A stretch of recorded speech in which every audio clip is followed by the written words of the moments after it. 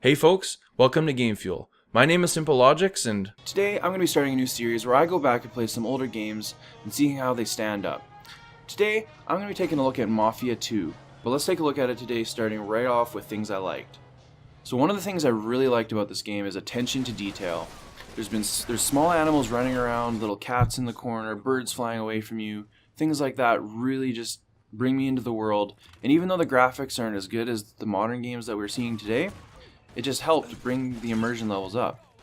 Another thing is the environment. On PC at high details, the environment just breaks apart as there's bullets flying everywhere, grenades going off, little things like that. One thing that I thought was really cool was this little shark that I found in a warehouse, and I shot the shark and it fell apart.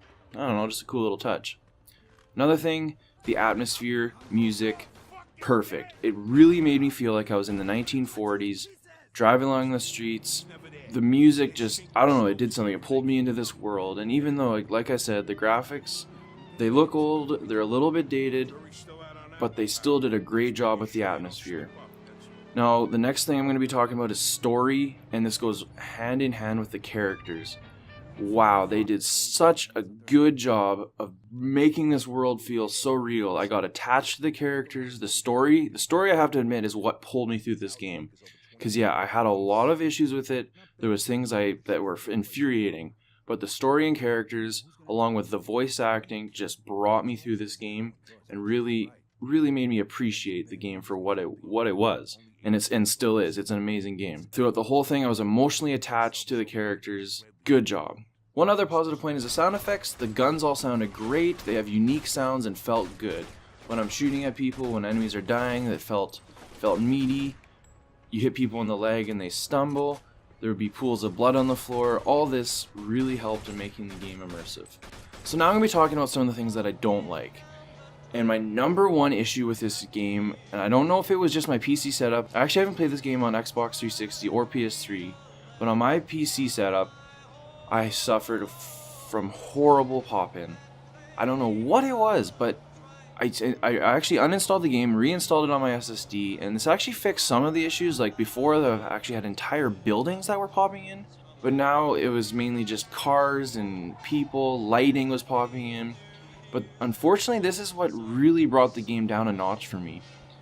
A couple other things, the shaky camera while running, I don't know, it just gave me a little dizzy feeling. The whole game shows its age, and the textures, character models, and faces just weren't.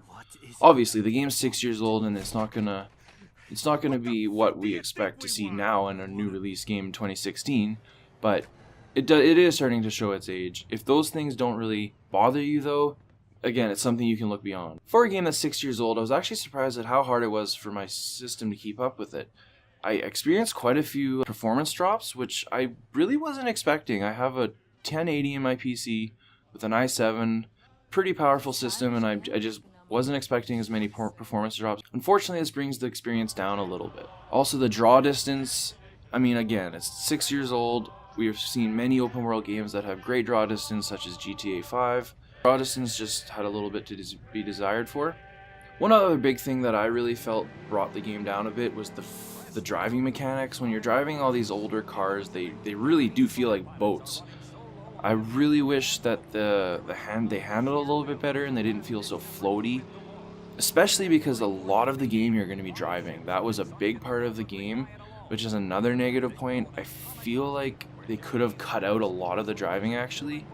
The game actually did feel started to get a little long at the end, and they could have cut back on some of the driving sections, especially when it's at the end of a mission and you just have to drive home and it's 3/4 of the way across the map. There was also some weird difficulty spikes. The whole game felt pretty easy. Like, combat is fun, the gunplay is good, but I don't know. There would be times where I wouldn't die for hours, and then I'd run to a weird section where it was almost impossible. Just a random grenade out of nowhere would kill me, and I'd have to try this one little part for 4 or 5 times. That was kind of annoying, especially at the end of the game. I don't know, they ramped up the difficulty at the end or something, but I died quite a few times at the end. Checkpoints can also be inconsistent, especially when there's these weird difficulty spikes where you gotta try this big long section of gunplay over and over again. Yeah, it's just really annoying. The ending too, For such strong storytelling throughout the entire game, I was a little bit disappointed with the ending. It kind of leaves things hanging, and I wish they did a better job with that, especially since the game throughout the story was amazing. So to finish off that story with an amazing ending would have just made this game so much better. One other point I just want to go over with is the cops.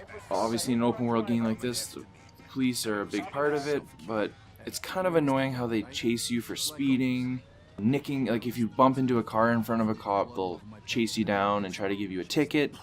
One thing though is they are pretty easy to lose. You go around the block a couple times and they usually just forget about you, and it's okay.